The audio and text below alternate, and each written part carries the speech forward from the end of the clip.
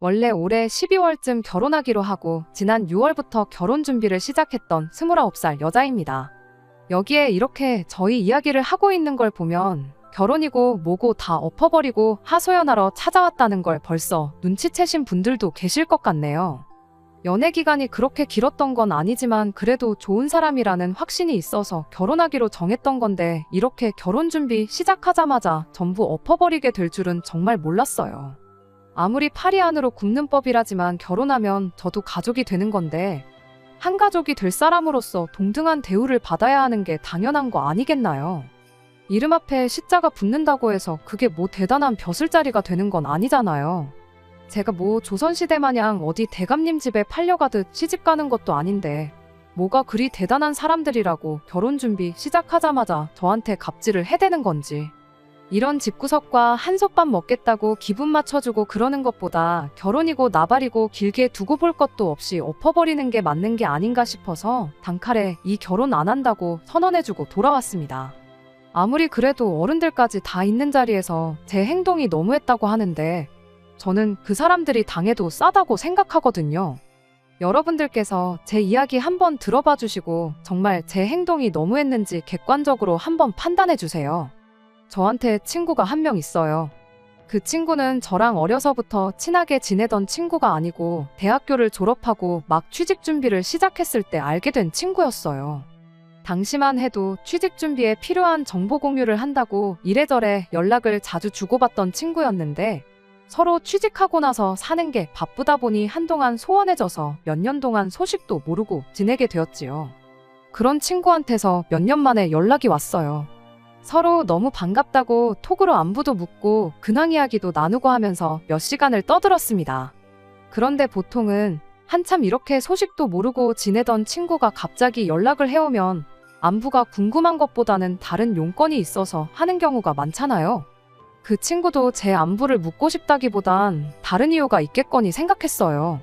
아니나 다를까 저한테 남자를 한 명 소개시켜주고 싶다는 이야기를 꺼내왔어요. 그때쯤 제가 마침 한참 사귀고 있던 사람과 되게 안 좋게 헤어지게 되었는데 어디서 그 소식을 들었나 보더라고요. 아무튼 그때 친구한테 소개를 받게 된 게 제 남자친구였습니다. 남자친구는 저보다 5살 연상으로 제 친구하고는 대학교 때부터 알고 지낸 사이였던 사람이었어요. 아무튼 그렇게 친구의 주선으로 남자친구를 처음 만나게 되었고 그렇게 몇 번 더 만나다가 남자친구와 연애를 시작하게 되었습니다. 연애 6개월 차가 되었을 때 남자친구가 먼저 결혼에 대한 이야기를 꺼내왔어요. 연애만 하는 것도 좋지만 자기가 아무래도 나이가 있다 보니 결혼을 생각하지 않을 수가 없다면서 조금 더 진지하게 저랑 만나고 싶다고요. 말씀드렸던 것처럼 지금 남자친구를 만나기 전에 만나던 사람과 조금 마무리가 안 좋게 헤어졌었거든요. 그런데 이렇게 갑자기 나타난 남자친구가 똥차가 가고 찾아온 벤츠가 아닌가 하는 착각까지 하게 되었죠. 남자친구를 만나기 전에 만나던 사람과 워낙에 안 좋게 헤어졌다 보니 남자친구가 더 좋은 사람처럼 보였나 싶었던 것 같아요. 객관적으로도 학벌이나 직장, 뭐 하나 전에 만나던 사람보다 빠지는 게 없는 사람이기도 했어요. 아무튼 저도 늦은 나이는 아니지만 곧 30을 앞두고 있던 나이다 보니 남자친구가 꺼낸 결혼 이야기를 긍정적으로 받아들이게 되었습니다. 그 뒤로 반년 정도를 더 만나다가 지난 6월에 남자친구의 청혼을 받게 되었고 그렇게 저희는 올해가 가기 전에 결혼식을 올릴 계획을 세우고 본격적으로 결혼 준비를 시작하게 되었습니다. 남자친구와 저 사이에 친구가 있다 보니 결혼 이야기 오가는 동안에 서로가 말은 안 했지만 대충 조건이 어느 정도인지에 대해서는 어렴풋이 알고는 있었어요. 그러다 남자친구의 청혼을 받고 나서는 쉬쉬할 일도 아니겠구나 싶어서 서로의 경제 상황에 대해서 오픈을 하게 되었습니다. 일단 저는 현재 외국계 기업에서 일을 하고 있어요. 올해로 입사 4년차 데리고 세금 같은 거 전부 제외하고 월급을 280 정도 받고 있습니다. 또래들과 비교하면 뭐 엄청 모자란다 싶을 만큼 적게 버는 것도 아니고 평범한 편이지요. 그래도 회사가 외국계다 보니 추가 근무를 한 것에 대해서는 칼같이 계산을 해주는 편이에요. 마음만 먹으면 잔업에 야근 이런 거 해서 월 300 정도는 맞춰서 벌 수 있지만 제가 워라밸을 중시하는 사람이다 보니 돈 얼마 더 버는 것보다 일찍 퇴근해서 이것저것 배우며 자기 개발하는데 더 시간을 쏟고 있습니다. 아무튼 직장 생활 시작한 이래로 제가 저금으로만 2천만 원 정도를 가지고 있습니다. 연봉 받는 거 치고 저금이 적은 이유는 대부분의 재산을 주식으로 보유하고 있기 때문입니다. 작년과 재작년에 어떻게 운이 좋아서 주식으로 조금 재미를 봤어요. 주식 계좌에만 한 5천만 원 정도 들어있고요. 더 모으려면 더 모을 수 있었지만 말씀드린 대로 제가 이것저것 배우러 다니는 걸 좋아해서 생활비 외에도 추가적으로 들어가는 부분이 있다 보니 그렇게 7천 가지고 있는 게 전부입니다. 남자친구는 저보다 연봉이 훨씬 높아요. 저랑 5살이나 차이가 나는 만큼 사회생활 경력도 더 길지만 그런 거 다 감안해서 제가 같은 경력이라 할지라도 남자친구가 버는 만큼 벌지는 못합니다. 월급은 이것저것 다 떼고 380 정도 들어오고 명절이나 연말에 나오는 수당 같은 것까지 계산하면 월급이 400을 넘는다고 봐도 무방합니다. 그런데 모아놓은 돈이 4천만 원이 전부였어요. 대신 할부가 다 끝난 차가 한 대 있었습니다. 저는 별말 안 했는데 자기가 차를 처음 샀을 때 출고가가 4천 정도였다고 그럼 저보다 1천만 원은 더 모아놓은 거라고 봐도 무방하지 않냐고 하는 걸 보니 자기가 돈을 썩 잘 모으지 못했다는 걸 알고는 있는 눈치였어요. 그래도 제가 돈을 그것밖에 못 모았냐고 따진 것도 아니고 아무 말도 안 했는데 저러는 걸 보니까 좀 어이가 없었습니다. 그래서 차를 샀을 때 가격이 아니라 지금 당장 처분했을 때 얼마나 쳐주는지를 봐야지 맞는 거 아니냐고 한마디 따졌죠. 그랬더니 남자친구가 난데없이 제 주식을 가지고 걸고 넘어져 왔습니다. 주식도 팔아야 돈인 거 모르냐고 지금 주식 계좌에 있는 5천만 원이 내일도 똑같이 5천만 원이라고 생각하지 말라고 하는 거예요. 주식이라는 게 원래 예상할 수 없는 것이다 보니 남자친구 하는 말이 틀린 말은 아니었지만 그 상황에서 그런 말을 한다는 건 억지나 마찬가지였습니다. 그 말이 나온 순간 당장 제 주식을 처분해버리면 되는 상황이었으니까요. 남자친구야말로 자동차를 당장 업자한테 넘긴다고 하면 출고가 4천은 커녕 절반값이나 받을 수 있을까 말까였으니 말이에요. 그렇게 따지고 들면 그만인 이야기였지만 사실 애초에 처음부터 저는 저희가 결혼을 앞두고 서로 경제 상황을 알기 위해 말을 꺼낸 거지 돈이 얼마나 인내업내를 가지고 싸울 생각이 없었습니다. 저 또한 당장 제 돈의 대부분이 주식에 묶여있는 상황이었던 데다가 계속 상승세를 타고 있는데 결혼 때문에 굳이 그 돈을 빼고 싶지는 않았거든요. 적어도 신혼집 구하기 하루 전까지는 손에 쥐고 있고 싶었고 가능만 하다면 향후 몇 년은 그냥 들고 있고 싶었던 게 제 마음이었어요. 그러니 따지고 보면 저는 수중에 2천밖에 없는 거나 마찬가지였는데 그 상황에서 제가 남자친구한테 돈을 너무 못 모은 거 아니냐고 따지고 들 이유가 하나도 없던 상황이었습니다. 그래서 남자친구한테 그냥 결혼 앞두고 우리 상황이 어떤지 알고 싶었을 뿐이지 모아놓은 돈은 크게 상관없다. 어차피 대출을 꽤 많이 끼고 시작할 텐데 오히려 오빠 월급이 좋은 게 훨씬 다행인 거 아니냐. 지금 당장보다는 앞으로가 중요한 거 아니겠냐. 이렇게 말해주면서 오해는 풀었고 다툼까지 가지는 않았네요. 그제서야 남자친구도 조금 평정심을 되찾더니 모아놓은 돈이 별 볼 일 없던 이유에 대해서 나름 해명 아닌 해명을 해줬어요. 자기가 취직한 이래로 부모님한테 직접적으로 돈을 드렸던 적은 한 번도 없지만 여태껏 자기가 공부할 수 있는 여건도 마련해 주시고 지금 이렇게 자리 잡을 때까지 부모님이 자기한테 해주신 게 있지 않냐고. 이날이 때껏 자기한테 베풀어 주신 만큼 전부 돌려드릴 수는 없겠지만 최대한 자기가 힘닿는 데까지는 잘해드리고 싶어서 그랬던 거라면서요. 차를 일찍 뽑은 것도 평생 일하는 것밖에 모르고 사셨던 두 분이시다 보니 쉬는 날에 어디 놀러 갈 줄도 모르셔가지고 이젠 그렇게 고생만 하실 필요 없다고 자기가 주말이면 여기 모시고 다니고 저기 모시고 다니고 하려고 뽑았던 거랍니다. 제 질문에 예민하게 굴었던 이유는 혹시나 자기가 모아놓은 돈이 별로 없다는 이유로 청혼을 받자마자 결혼을 안 한다고 나올까봐 그랬던 거라며 자기가 성급했다고 사과를 바로 해왔어요. 1년 짧은 기간이나마 연애하는 동안 한 번도 다툰 적이 없었는데 결혼하기로 하자마자 크게 다투진 않을까 싶었는데 자기가 잘못했다는 거 바로 인정하고 사과를 하는 모습에 안심이 되더라고요.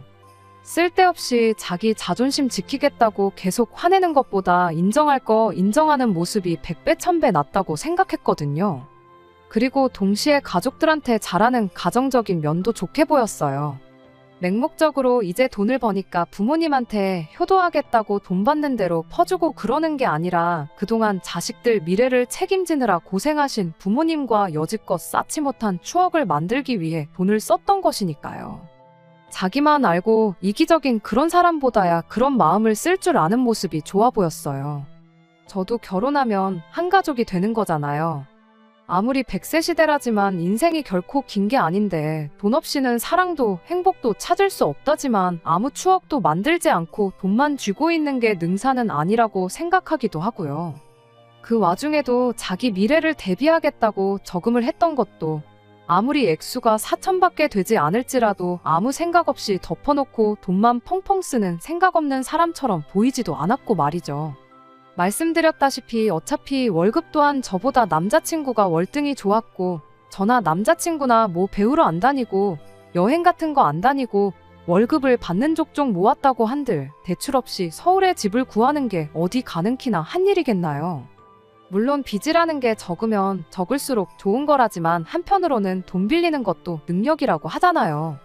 대출을 조금 더 받더라도 맞벌이 생활 유지하면서 하나씩 차근차근 맞춰나가는 게 맞다 싶었습니다.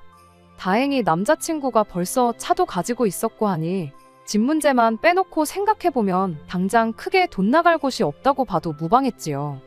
아무튼 그렇게 이야기를 마치고 집에 돌아가는 길이었는데 남자친구가 헤어지면서 자기가 전생에 나라를 구했나 보다고 저 같은 사람과 결혼하게 된 게 자기한테 정말 큰 행운이라며 고맙다는 말을 해주더라고요. 그러고는 제 두 손을 꼭 잡더니 우리 결혼해서 꼭 남부럽지 않게 행복하게 잘 살자는 말을 해줬어요. 그때까지만 해도 남자친구가 해줬던 말처럼 결혼해서 행복하게 잘 살 거라 생각했지 이렇게 최악의 모습으로 갈라서게 될 줄은 생각도 못했습니다.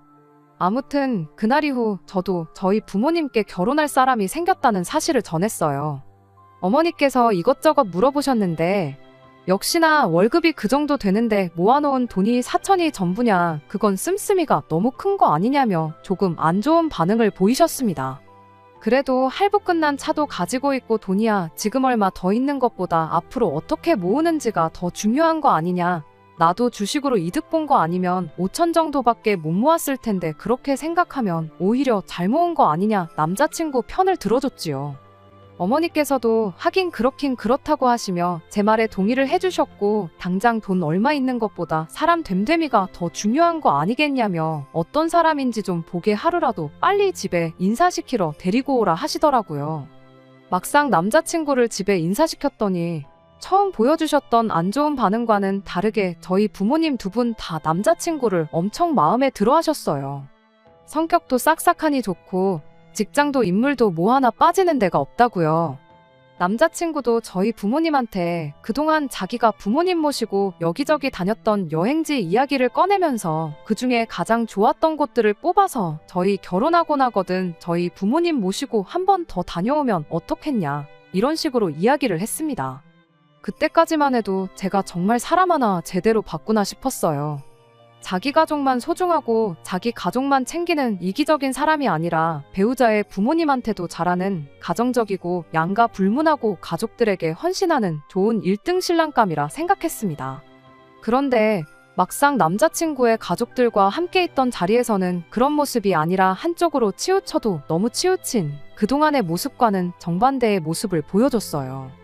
그리고 결국 그것 때문에 남자친구 가족들을 처음 만난 그날 결혼하기로 한 거 다 엎어버리고 남자친구 집까지 쑥대밭으로 만들고야 말았네요.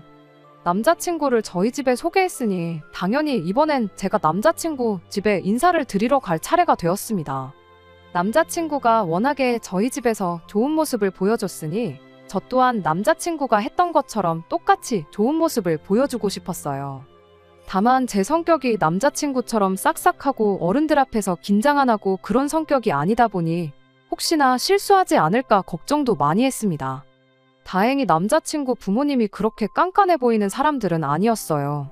저희가 근처까지 다 와간다고 연락했더니 아파트 현관까지 나오셔서 저희를 마중 나와 주셨어요. 그 길로 예약한 식당에 가서 식사를 하고 왔습니다. 모처럼 외식하러 나왔는데 밥 먹는 중에 이런저런 질문했다간 먹다 체할 수도 있다고 본격적인 이야기는 집에 가서 하자며 정말 간단한 질문들 외에는 아무것도 안 물어보셨어요. 그런 사소한 배려에 좋은 분들이구나 하는 생각을 가졌고 그러면서 저도 점점 긴장했던 게 조금씩 풀어지기 시작했습니다. 그렇게 식사를 마치고 다시 남자친구 집으로 향했고 그때부터 남자친구 부모님의 질문 공세가 이어지기 시작했습니다. 덕분에 긴장이 많이 풀어졌다 보니 물어본 질문에 대답하는 게 전혀 어렵지 않았어요. 남자친구가 저희 부모님께 했던 만큼 싹싹하지는 않았지만 나름대로 잘했다고 생각했고 저 혼자만의 생각일 수도 있겠지만 남자친구 부모님 또한 저를 마음에 들어 하시는 듯 싶었습니다. 그런데 문제는 남자친구의 여동생이었어요.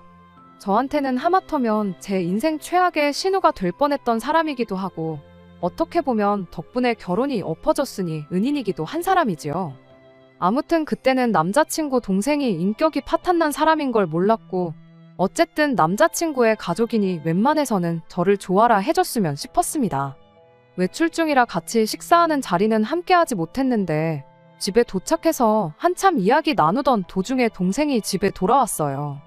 남자친구한테 저보다 나이가 1살 어린 여동생이 있다는 건 이미 연애 시작할 때쯤부터 알고 있었습니다.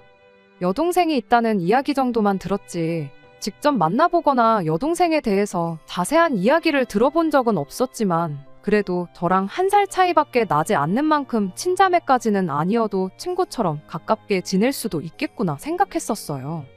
하지만 그거야말로 저 혼자만의 생각이었습니다.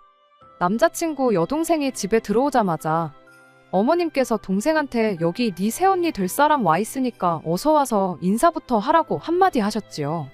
저보다 1살 어리다는 건 이미 알고 있었지만 어쨌든 초면이다 보니 동생이 저한테 인사를 하기 전에 먼저 제가 안녕하세요 하고 앞으로 잘 부탁드린다 인사를 건넸습니다. 그런데 여동생이란 사람은 시큰둥한 표정으로 제 인사를 받는 둥 마는 둥 하더니 다짜고짜 저를 위아래로 훑어보기 시작했어요. 그러더니 벼랑간 제 인사를 받기는커녕 너가 걔구나? 한마디 던지고는 남자친구 부모님 옆자리에 가서 털썩 자리를 깔고 앉더라고요. 난데없이 반말을 내뱉는 남자친구 동생 때문에 순간 그 자리 분위기가 그대로 얼어붙어 버렸어요. 그런데 그 와중에 남자친구 여동생한테 말버릇이 그게 뭐냐 하고 지적해주는 사람이 한 명도 없었습니다. 남자친구가 설마 동생이나 부모님께 제 나이를 말을 안 해줬나 싶기도 했는데 말을 안 해준 건 둘째치더라도 남자친구 본인이 이미 제가 1살 더 많은 걸 알고 있는데 그 상황에 동생한테 말 한마디 안 하고 가만히 있는 건지 싶었습니다. 애초에 초면인 사람한테 반말부터 내뱉는 게 정상은 아닌 상황이잖아요. 몰랐을 수도 있지, 착각했을 수도 있지 하고 그냥 넘길 상황도 아니었어요. 이후로도 당연한 듯이 저한테 계속 반말로 말을 해대기 시작했거든요. 그 와중에 남자친구가 한마디 하기는 했는데 그게 예의 없는 말투에 대한 지적이 아니었습니다. 남자친구 동생이 먼저 저한테 말을 꺼냈어요. 설마 예비시댁에 인사하러 왔는데 빈손으로 온 건 아니겠지? 하고 물어왔죠. 그때 남자친구가 처음으로 입을 열었는데 그게 말투에 대한 지적이 아니라 설마 빈손으로 왔겠냐는 대답을 하고는 제가 사가지고 온 과일 바구니를 턱으로 쭉 하고 가리키더라고요. 남자친구 여동생이 그 과일 바구니를 보더니 안 그래도 자기가 친구랑 나가서 밥 먹고 오는 길인데 기름진 거 먹어서 상큼한 게 땡겼는데 잘 됐다며 저한테 나 과일 좀 먹어도 되지? 하고 한마디 말을 꺼내더군요. 당장 세상에 이건 또 무슨 상황이냐고 따져먹고 싶었지만 그래도 누군가는 이 사람한테 예의 없게 이게 뭐하는 짓이냐고 먼저 말해주지 않을까 싶어서 가만히 있었습니다.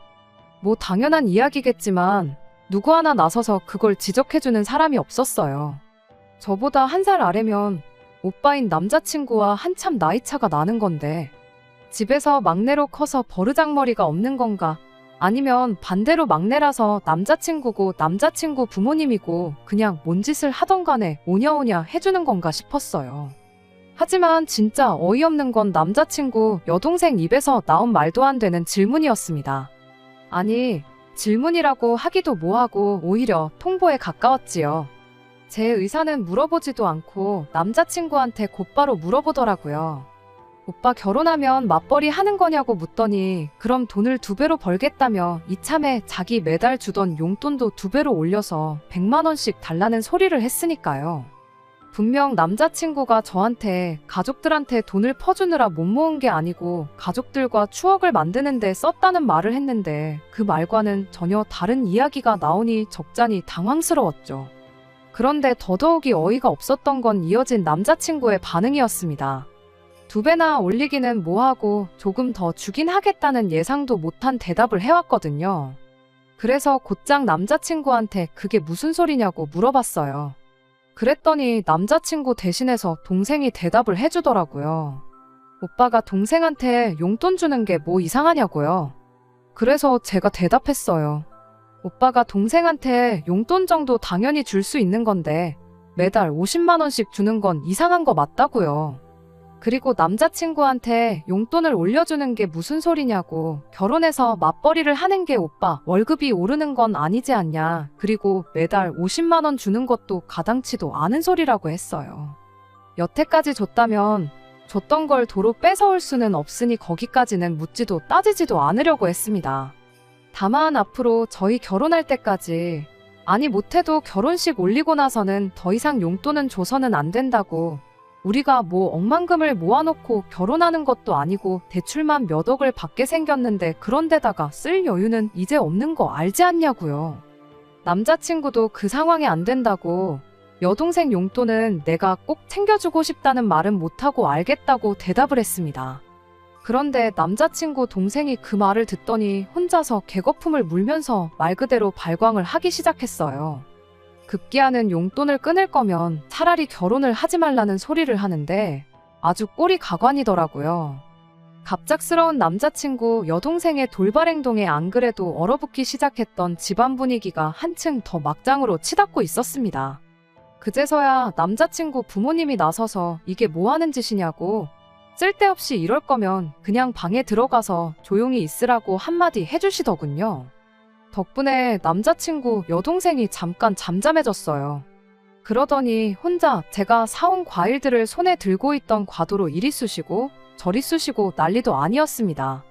급기야는 어디서 이렇게 깎아먹기도 힘든 과일을 사왔냐며 저보고 과일 좀 잘라오라고 칼을 건네주더라고요. 뭐 위협이라도 하려는 건지 칼날 부분을 저한테 향하게 해서는 말입니다. 안 그래도 등장하자마자부터 저를 기분 나쁘게 했고 거기에 엎어서 용돈 문제로까지 사람 속을 뒤집어놨는데 그것도 모자라 한 살 어린 예비 손아래 신우가 저한테 과일을 깎아오라고 시키니 더더욱 기분이 좋을 일이 없었어요. 그런데 거기에 칼날까지 저를 향하게 해서 건네주니 웬만해선 평정심을 유지하려고 했던 저도 순간 표정 관리가 안 되더라고요. 그런 제 표정의 변화를 눈치챈 건지 얼굴 표정 좀 보라면서 뭐 기분 나쁘냐는 식으로 한마디를 하대요. 그와 동시에 남자친구도 입을 열었는데 동생한테 뭐라 한마디 하는 게 아니고 저한테 한마디를 하는 겁니다. 동생이 저랑 친해지고 싶어서 장난치는 거니까 좀 참으라면서요. 예상도 못한 남자친구 한마디에 오히려 더 이상 참을 수가 없었습니다.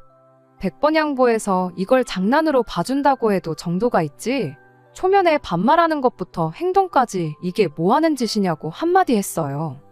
그랬더니 남자친구 여동생이 저한테 한다는 소리가 키도 조그만 게 보기보단 성깔이 있네 하면서 왜 우리 엄마 아빠가 네 편 들어주니까 기세가 등등해진 거냐고 한마디 하더라고요.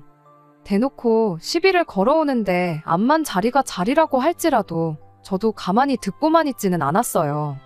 그때까지만 해도 파혼할 생각은 없었으나 그렇다고 해서 여기서 제가 꼬리를 내리면 결혼 후에도 평생을 두고 저렇게 시비를 걸어올 게 뻔하겠구나 싶었거든요. 그래서 한마디 했어요. 대놓고 시부모님 되실 분들 앞에서 남자친구 여동생이랑 똑같이 굴면서 싸울 생각은 아니었고 그냥 이성적으로 한마디 해주면 되겠거니 싶어서 최대한 좋게 좋게 이야기했습니다.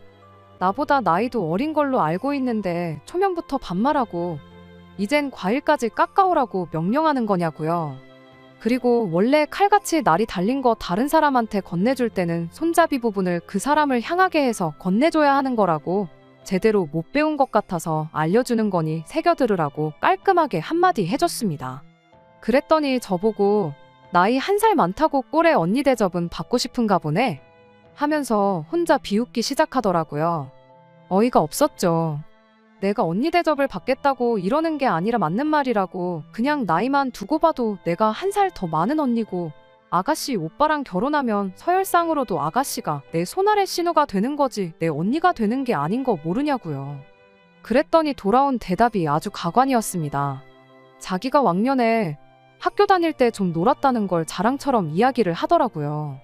원래도 자기가 노는 언니들 아닌 이상 1~2살 차이는 그냥 먹고 들어갔다고요. 특히 자기 주변 사람들 중에 자기랑 1살 차이 나는 사람들 중에 자기가 자기 입으로 언니라고 부르는 사람들이 손에 꼽는답니다.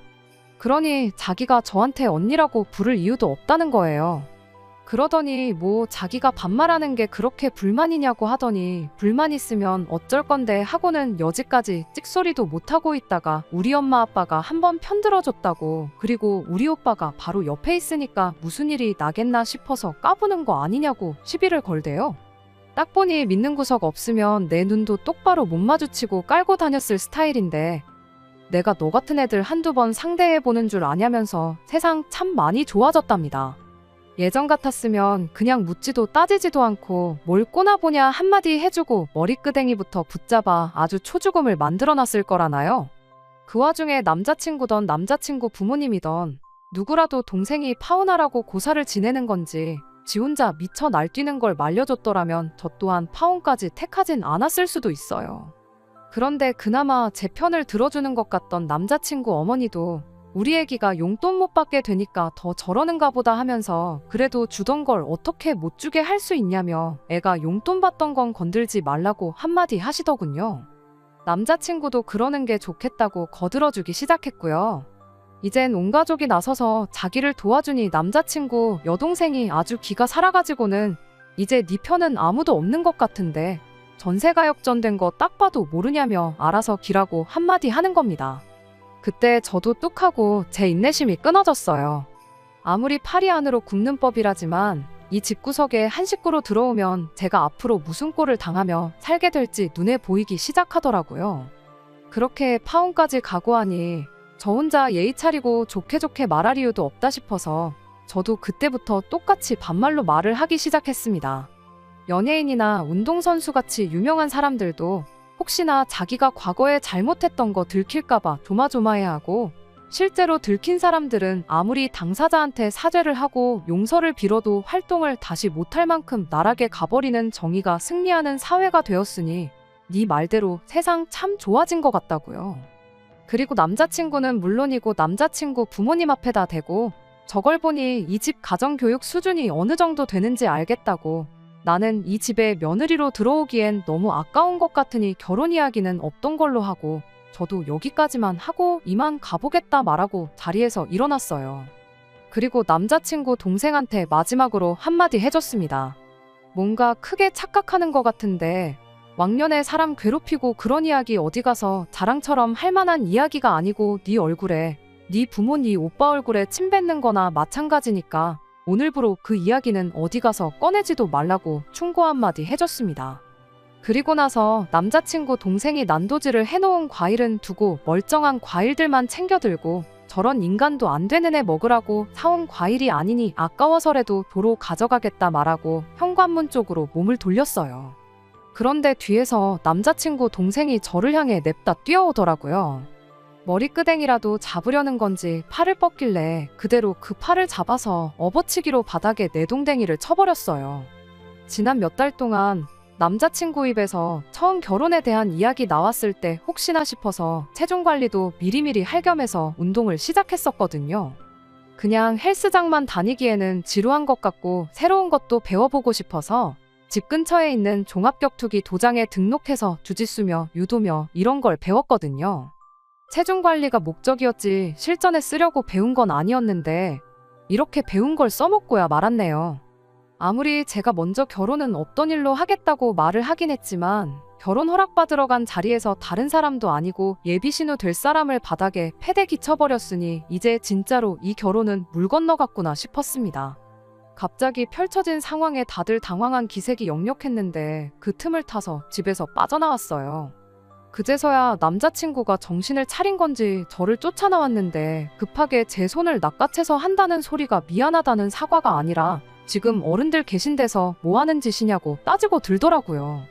그러더니 당장 동생한테 먼저 사과하라길래 낚아챈 제 손을 쥐고 있던 남자친구 손을 그대로 비틀어 꺾어버렸어요. 이것도 도장에서 호신술 수업 시간 때 배운 건데 이런 데서 또 써먹을 줄은 몰랐네요. 그대로 손목이 꺾인 남자친구가 비명을 지르며 그대로 바닥에 주저앉더라고요. 마무리까지 이렇게 확실하게 정을 떼주니 오히려 고마울 따름이었습니다. 참 좋은 사람이라 생각했고 결혼까지 생각했는데 본 모습이 이런 사람일 줄은 몰랐다고. 동생 용돈 못 주게 된 게 엄청 아쉬워 보였는데 오히려 잘 된 거 아니냐고. 평생 인간도 못 되는 동생 뒷바라지나 해주면서 살라고 한마디 해주고 집에 돌아왔습니다. 저희 어머니가 이야기 듣더니 뭐 그런 경우 없는 집구석이 다 있냐며 어이없어 하시더라고요. 남자친구를 맘에 들어하긴 하셨지만 제 인생이 시궁창으로 빠지게 될 게 눈에 뻔한 상황인데 오히려 현명한 결정을 내렸다고 잘했다고 칭찬해 주셨어요. 제가 나이가 많은 것도 아니고 능력이 없는 것도 아닌데 미천 다 드러난 집구석에 제가 시집갈 이유가 하나도 없다고요. 다들 하나같이 심지어 도장 사범님마저도 제가 잘했다고 이야기만 들어도 속이 다 시원하다는 반응이었는데 딱 한 사람 다른 반응을 보인 사람이 있었어요. 바로 남자친구를 저에게 소개해줬던 그 친구였습니다. 그래도 다른 사람도 아니고 남자친구 부모님이 계신 자리인데 그렇게 쑥대밭으로 만들어 놓았어야 했냐며 제가 잘못했다고 하더라고요. 남자친구가 자기 회사랑 가장 큰 거래처에서 일하는 사람인데 혹시나 제 일 때문에 자기 일하는데 지장이 생기면 어떡하냐면서 저보고 빠른 시일 내로 남자친구한테 사과를 했으면 좋겠다고 하더라고요. 아마 저를 소개시켜줬던 것도 남자친구한테 잘 보이려고 해줬던 거겠구나 싶었고 그걸 알게 되니 이 친구하고도 계속 가깝게 지낼 이유가 없겠구나 싶었습니다.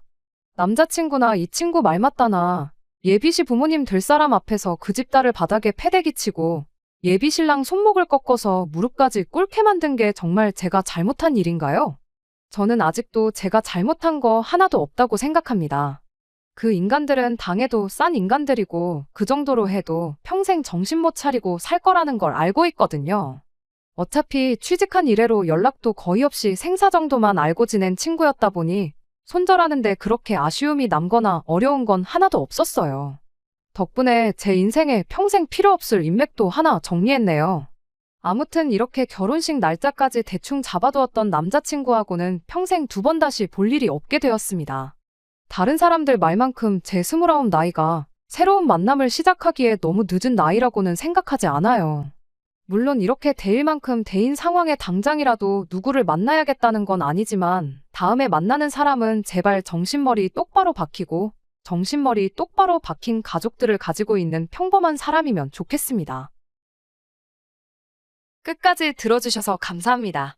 오늘의 사연은 여기까지입니다. 구독과 좋아요, 알람 설정 부탁드리고 더 좋은 사연으로 다시 찾아뵙겠습니다. 감사합니다.